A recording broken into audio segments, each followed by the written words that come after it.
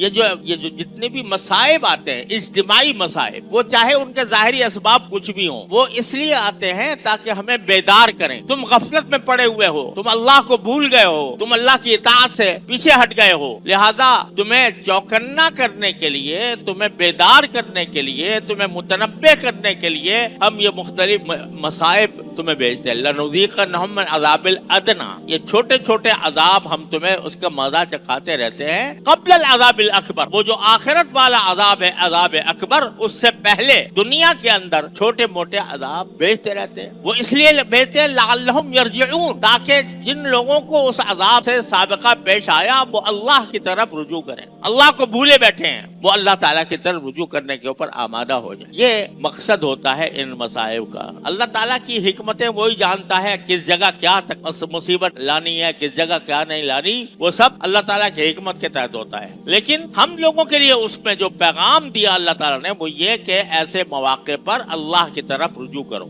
لعلہم یرجعون۔ وہ چاہے سیلاب ہو، چاہے قحط ہو، چاہے زلزلہ ہو، کچھ بھی اجتماعی مصیبت ہو، تو انسان کا کام یہ ہے کہ اللہ کی طرف رجوع کرے۔ ایک جگہ قرآن کریم یہ فرماتا ہے کہ ہم بعض اوقات لوگوں کو خوشحالی دیتے ہیں، وہ بھی ایک آزمائش ہوتی ہے کہ اس خوشحالی میں وہ اللہ کو یاد رکھتے ہیں یا بھول جاتے ہیں۔ پھر کبھی بعض اوقات ان کو خوشحالی ختم ہو جاتی ہے اور برا وقت آ جاتا ہے، کوئی مصیبتیں آ جاتی ہیں، پھر کسی وقت خوشحالی آ جاتی ہے۔ تو جب خوشحالی کا وقت آتا ہے تو آدمی بھول جاتا ہے اللہ میں، اور جب برائی کا وقت آتا ہے تو شکوے کرنے لگتا ہے کہ ہمارے اوپر یہ کیا مصیبت آ گئی، اور اس کو اللہ تعالیٰ کی طرف سے نہیں سمجھتا، بلکہ یہ کہتا ہے کہ قد مس آباءنا الضراء والسراء، کہ یہ دکھ سکھ تو ہمارے باپ دادوں سے چلے آ رہے ہیں، کبھی خوشحالی آتی ہے، کبھی تنگدستی ہو جاتی ہے، اللہ کی طرف اس کی نسبت نہیں کرتے۔ اس کا نتیجہ ہے کہ رجوع اللہ کا موقع نہیں ملتا۔ تو قرآن کا پیغام یہ ہے کہ جب کبھی کوئی اجتماعی مشکل پیش آئے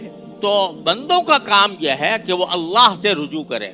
آپ ذرا سوچئے، اور ہر شخص مجھ سمیت اپنے گریبان میں منہ ڈال کر دیکھے کہ جو صورتحال بارشوں کی وجہ سے ہمارے شہر میں یا ملک میں ہو رہی ہے، اس کے بارے میں کبھی اطمینان سے بیٹھ کر اللہ تعالیٰ سے مانگا، یا اللہ ہم اس مصیبت میں پھنس گئے ہیں، اپنی رحمت سے اس سے ہمیں نجات دے دیجئے؟ کیا کبھی اللہ تعالیٰ سے فریاد کی کہ یا اللہ یہ مصیبت آ گئی ہے، یہ عذاب آ گیا ہے، یا یہ سیلاب آ گیا ہے، اس کی وجہ سے جونوں کے جانے جا رہی ہیں، لوگوں مصیبت میں مبتلا ہیں، اے اللہ اس مصیبت کو ہم سے دور کر دیجئے؟ اور اگر اس میں ہمارے نظام کا کوئی قصور ہے تو اللہ اس قصور کو بھی دور کر دیجئے۔ اگر اس میں ہمارے نظام زندگی میں کوئی خلل واقع ہے جس کی وجہ سے یہ ساری باتیں ہو رہی ہیں، تو یا اللہ نظام بھی تو آپ ہی کے قبضے میں، آپ اس کو دور کر دیجئے۔ بتائیے کہ اگر ہم سب اپنے گریبان میں منہ ڈال کر دیکھیں تو اس پورے حادثات کے سلسلے میں ایسا کوئی شخص جو اور دنیا سے منہ موڑ کر اللہ کے بارے میں بیٹھ کر اور اس سے مانگ رہا ہو کہ یا اللہ یہ دور کر دیجیے ہم سے، ایسا کوئی ہے؟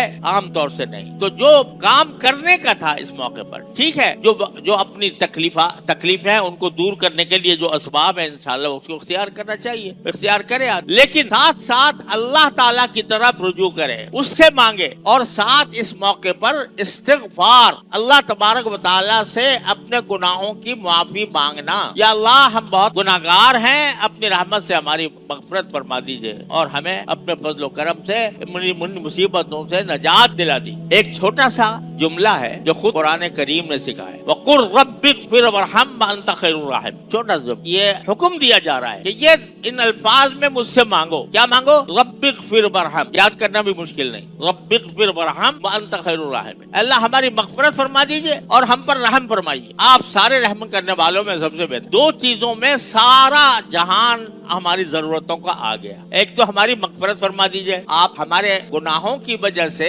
ہم پر جو مصائب آ رہے ہیں، اے اللہ ان گناہوں کو ہمارے معاف فرما۔ تو جب وہ گناہ معاف ہوں گے جن کی وجہ سے ہم مبتلا ہیں، لوگ کہیں گے بھئی ہم تو نماز پڑھتے ہیں، روزے رکھتے ہیں، حج کرتے ہیں، عمرے کرتے ہیں، ارے بھائی یہ سب کچھ کرتے ہیں، لیکن بازار میں کیا کر رہے ہو تم؟ لوگوں کے ساتھ معاشرت میں کیا کر رہے ہو؟ تمہیں جس بات کا حکم دیا گیا تھا راستے سے تکلیف ہٹاؤ، وہ اس پر کتنا عمل کر رہے ہو؟ تمہیں یہ حکم دیا گیا تھا اپنے گھروں کے آس پاس کی صفائی کرو، اس پر کتنا عمل کر رہے ہو؟ تمہارے اخلاق نبی کریم صلی اللہ علیہ وسلم کے اخلاق کے مطابق ہیں کہ نہیں ہیں؟